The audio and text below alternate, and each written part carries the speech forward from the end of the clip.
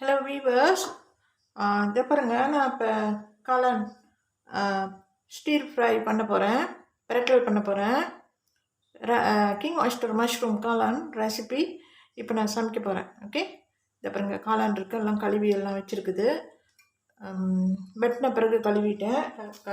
கழுவி நல்லா தண்ணி பிடிஞ்சிட்டு மங்கில் வச்சுருக்கேன். பவுலில் வச்சுருக்கேன்.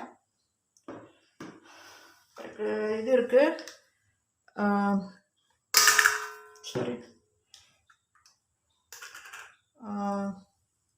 கார்லிக் பேஸ்ட் இருக்குது. கார்லிக் பேஸ்ட்டை பவம்புத்தியை, இது பவம்புத்தி மலாயில் கார்லிக் பேஸ்ட். இது வந்து ஜிஞ்சர் பேஸ்ட் இருக்குங்க. அதோட மீன் மசாலை தூள், ஸ்பைசி பாபாஸ் மீன் மசாலை தூள் வச்சுருக்கேன். இங்கே இருக்குது மீன் மசாலை தூள். உப்பு, இதை பாருங்கள். உப்பு இருக்குது. சால்ட்டை கரம்னுவாங்க மலாயில். இப்போ இது வந்து எண்ணெய் இங்கே இருக்குது. இதோ எண்ணெய். இப்போ நான் வந்து அடுப்பு தட்டுறேன்.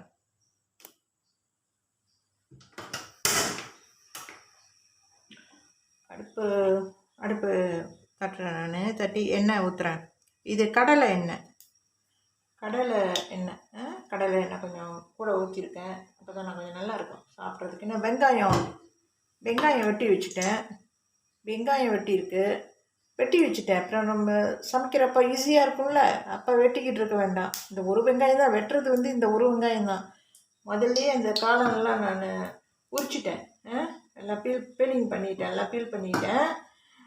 எல்லாம் உரிச்சு எடுத்தாச்சு. காளான், வெங்காயம் வெட்டி வச்சுட்டேன். ஸோ இப்போ எண்ணெய் இருக்குது. ஏன்னா எண்ணெய் கொஞ்சம் கூட ஊற்றிருக்கேன். ஏன்னா வெங்காயம் போட்டு வதக்கணும், அதனால வெங்காயம் போடுறேன். எண்ணெய் சூடாகிடுச்சு. இப்போ வெங்காயம் போட்டு வதக்கணும்.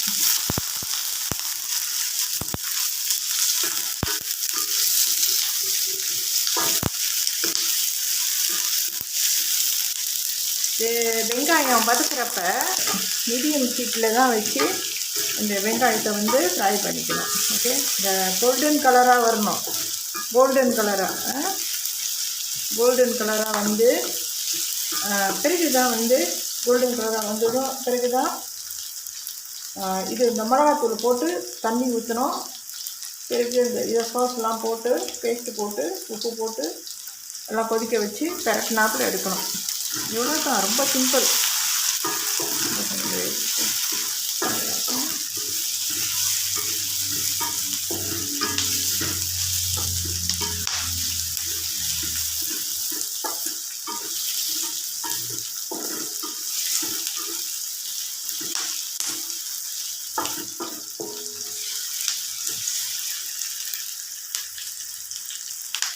இப்போ வெங்காயம் பொன்னிறமாக வதங்கிடுச்சு, கோல்டன் கலராக இருக்குது இப்போ இந்த வெங்காயம்.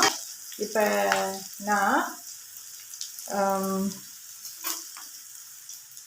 மீன் மசாலா தூள் இது போடுறேன். அதில் மீன் மசாலா தூள் வேண்டிய அளவு நம்ம போட்டுக்கலாம். ஒன்று போட்டுட்டு 1.5 டேபிள் ஸ்பூன் போடலாம். ஓகே, 1.5 டேபிள் ஸ்பூன் இருக்குது, போட்டாச்சு.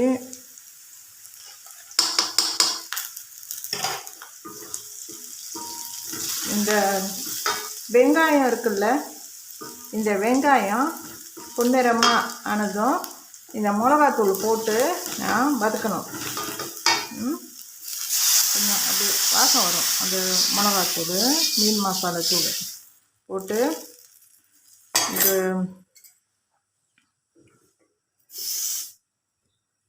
இதை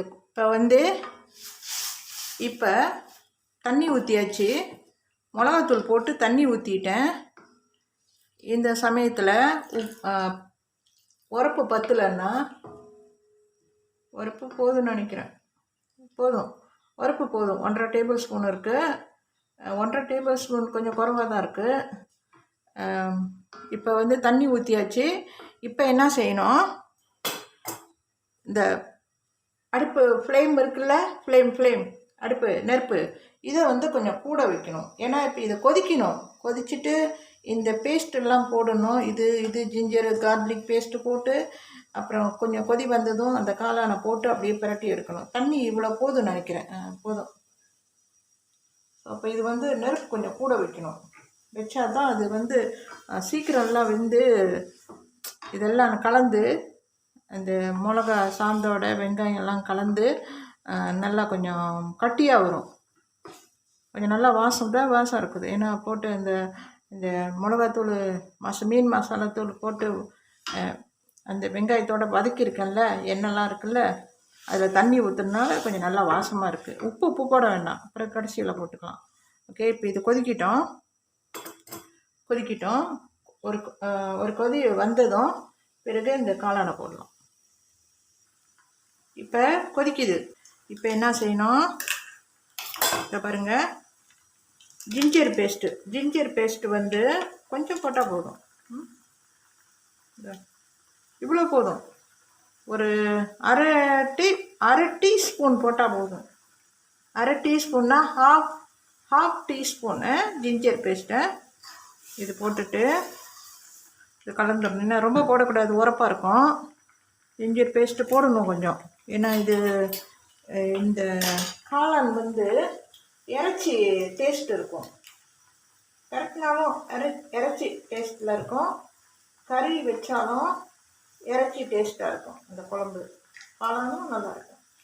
ஸோ அப்போ பூண்டு கொஞ்சம் போடலாம்.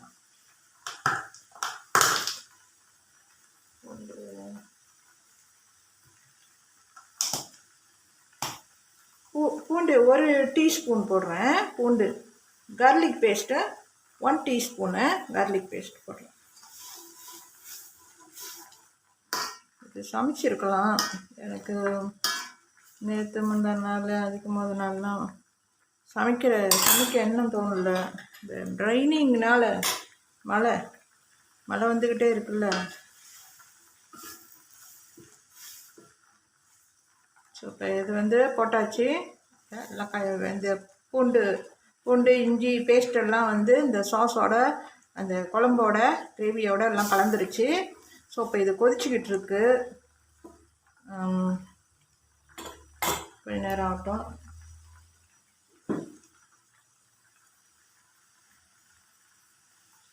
அடுப்பு வந்து இப்போ இது கொதிச்சுக்கிட்டு இருக்கு. இதுக்கு அடுத்து இந்த ஜிஞ்சர் பேஸ்ட் கார்லிக் பேஸ்ட்டு இதெல்லாம் போட்டாச்சு. ஸோ இப்போ மிளகாத்தூள்லாம் இருக்குது. இதுக்கு அடுத்து வந்து அடுப்பு வந்து முன்பு ஃப்ளேம் வந்து மீடியம் ஃப்ளேமில் வைக்கணுன்னு வச்சேன். இப்போ இது கொதிச்சுக்கிட்டு இருக்குல்ல, இப்போ வந்து கொஞ்சமாக வைக்கணும். இது வந்து மீடியம் ஃப்ளேமுக்கு இன்னும் குறைவாக கால்வாசி ஸ்லோவாக வச்சுட்டு இது கொட்டணும்.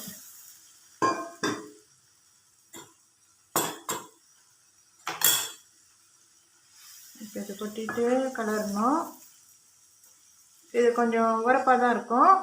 ஏன்னா இது பெரட்டுன மாதிரி எடுக்க போகிறேன், ஸ்டீர் ஃப்ரை பண்ணுறது. ஸோ அப்போ இது வந்து தண்ணி அதிகம் ஊற்றக்கூடாது. தண்ணி அதிகம் ஊற்றினா இது சுண்டிட்டு கொஞ்சம் ட்ரையாக வரும். தண்ணி அதிகம் ஊற்றினா குழம்பாயிரும், அந்த டேஸ்ட் இருக்காது. இப்போ ஆன் பண்ணியிருக்கணும். ஓகே, இப்போ இது வந்து வெந்துக்கிட்டு இருக்கட்டும்.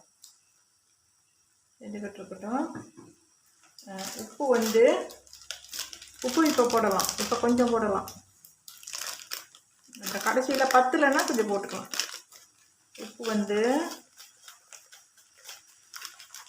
இது சால்ட்டு, ஃபைன் சால்ட்டு.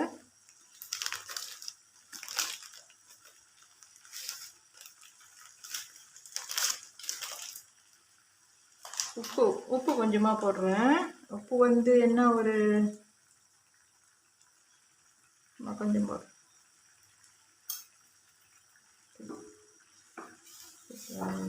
கலக்கிறேன், கலந்து வேவிக்கிறேன் கொஞ்ச நேரம். இப்படி இருக்கட்டும். நான் இந்த இதோட லீட் இருக்குல்ல, சட்டியோட லீட் இருக்கிறதுல மூடி அது போட்டு மூடி வைக்கிறேன்.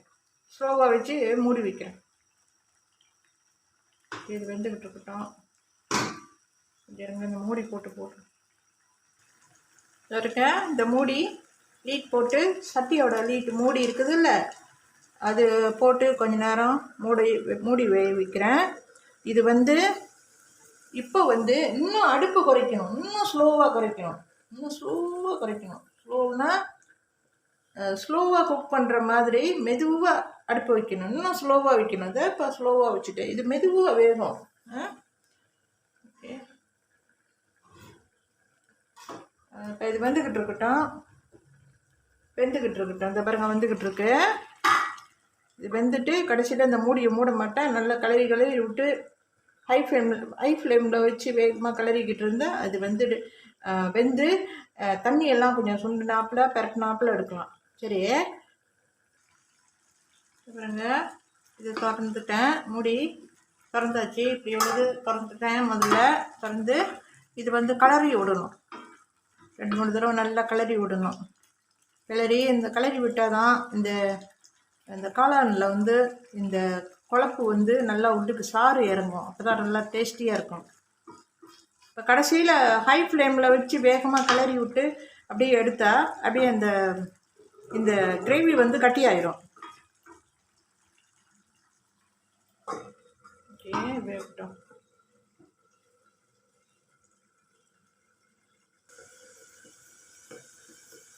இப்போ ஹை ஃப்ளேமில் வைக்கிறேன். ஹை ஃப்ளேமில் வச்சு இதெல்லாம் ட்ரை ஆகணும். ட்ரை ஆக்கிறதுக்கு கொஞ்சம் ஹீட்டு கூட வச்சு, கொஞ்சம் நெருப்பை கூட வச்சு பரட்டணும். அப்படியே கொஞ்சம் பரட்டி விட்டுக்கிட்டே இருக்கணும். அதை பாருங்கள், அந்த தண்ணியெல்லாம் வற்றிடுச்சு பார்த்தீங்களா? கட்டி ஆயிடுச்சு. ஓகே, முடிஞ்சது. இது பெரட்டல் முடிஞ்சது. ஓகே, பிறகு நான் சோறு போட்டு நான் இது சாப்பிட்றேன். முடிஞ்சது பெரட்டல்.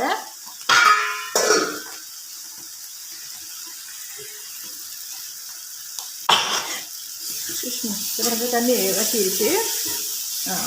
இப்போ நான் கொஞ்சம் பக்கமாக க்ளோஸாக காட்டுறேன். இந்த பாருங்க.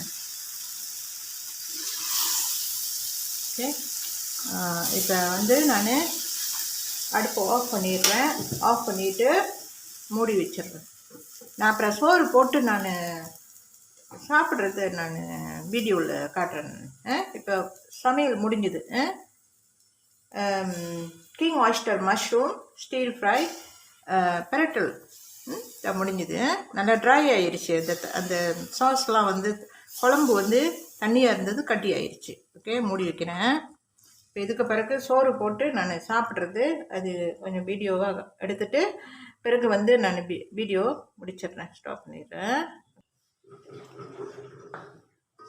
ஓகேங்களா?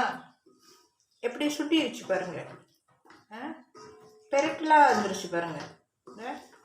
தண்ணி வந்து அந்த காளானில் உள்ள குழம்பு வந்து கொஞ்சம் தண்ணியாக இருந்தது, இப்போ கட்டி ஆகிடுச்சு. மூடி வைக்கணும் கொஞ்சம் நேரம். ஸோ இப்போ இதுதான் வந்து காளான் பெரட்டல். இதில் குழம்பு இருக்குது, ஆனால் கொஞ்சம் குழம்பு இருக்குது, ஆனால் குழம்பு மாதிரி இல்லை, ஆனால் கட்டியாக இருக்குது. பாருங்க,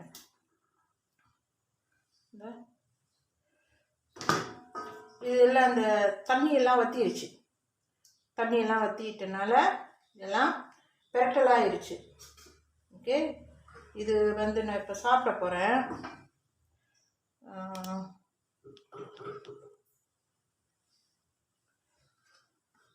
பாருங்க,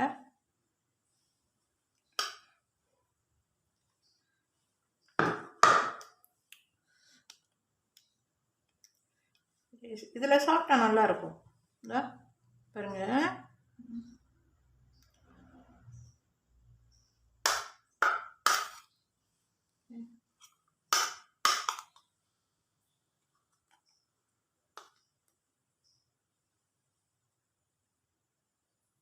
ஓகே, இந்த மங்கில் இந்த பிளேட்டில் காட்டிட்டேன் சோறோட. இது இப்போ நான் சாப்பிட்றேன்.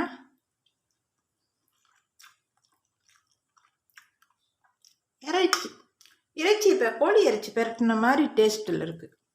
கோழி சிக்கன் பெரட்டின டேஸ்ட்டு மாதிரி இருக்குது. இதில் என்ன பூண்டு இஞ்சியெல்லாம் போட்டிருக்குல்ல, வெங்காயம்லாம். கோழி இறைச்சி பெரட்டின டேஸ்ட்டாக இருக்குது.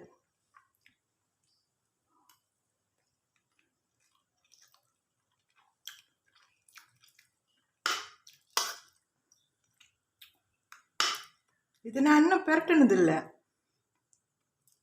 ரோஸ்ட் பண்ணியிருக்கேன் சாஸ்பேனில் வச்சு. சென்ற வருடம் குழம்பு வச்சுருக்கேன் ஒரு 1.5 மாதத்துக்கு முன்னே, 2 மாதம் இருக்கும், 2 மாதம் ஆக போகுதுன்னு நினைக்கிறேன். குழம்பு வச்சுருக்கேன். இது வந்து இந்த சைஸில் பெரிய சைஸு காளான் கிங் ஆயிஸ்டர் மஷ்ரூம். இப்போ இந்த மீடியம் சைஸு இந்த காளான் மஷ்ரூமில் நான் இப்போ பெரட்டுறேன். பெரட்டி இந்த சோறோடு சாப்பிட்றேன். ஓகே, இது இன்றைக்கி தான் வந்து தடவை நான் காளான் பெரட்டுறேன். குழம்பு வச்சாச்சு இன்றைக்கி. நான் மற்ற காளான்கள்லாம் சமைச்சிருக்கேன், இது வந்து இப்போ தான் தடவை இந்த மீடியம் சைஸு கிங் ஆயிஸ்டர் காளான் நான் பெரட்டுறது. இதில் இதுதான் தடவை.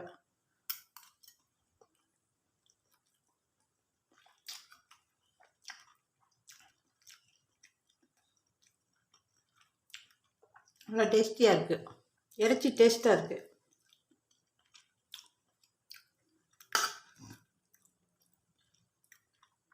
இறைச்சி பெரட்டுற மாதிரி இருக்குது.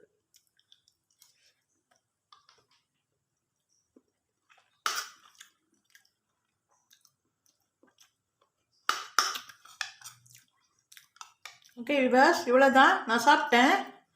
கொஞ்சம் சோறு, மூணு கரண்டி சோறு சாப்பிட்டேன். இந்த பெரட்டல் காளான் பெரட்டலோட 3 கரண்டி சோறு எல்லாம் கலந்து சாப்பிட்டேன். இவ்வளோ போதும்னு நினைக்கிறேன். விவாஸ் பார்க்குறதுக்கு இது போதும். இதோட நான் காளான் king oyster mushroom stir fry பெரட்டல் ரெசிபி இதோட முடிஞ்சது. ஓகே, இது 3வது பார்ட்டு, இது 3rd பார்ட்டை. இது வந்து நான் நாளைக்கு அப்லோட் பண்ணுவேன். இப்போ முடிஞ்சது, இது சமைச்சு முடிச்சுட்டேன். 3rd பார்ட்டு இந்த வீடியோவை நான் நாளைக்கு அப்லோட் பண்ணுவேன். ஓகே, 3 பார்ட்ஸ் முடிஞ்சுது. 1 முடிஞ்சது, அப்லோட் பண்ணிட்டேன் அன்னைக்கு சோறு சமைச்சு.